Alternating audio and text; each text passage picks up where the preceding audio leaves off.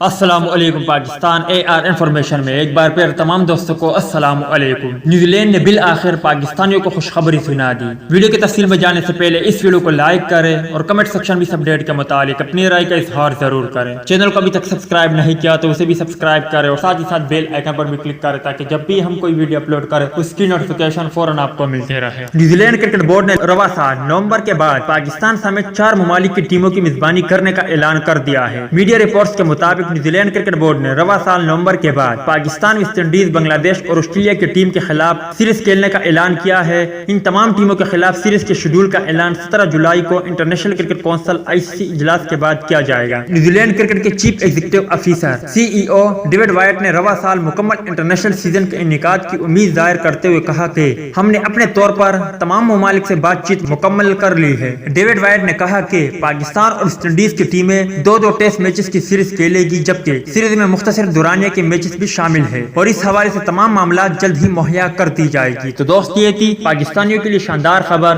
امید ہے آج کی ویڈیو بھی آپ کو پسند آئی ہوگی۔ ملتے ہیں کسی نیکسٹ ویڈیو میں، تب تک کے لیے اجازت دیجیے۔ اللہ حافظ۔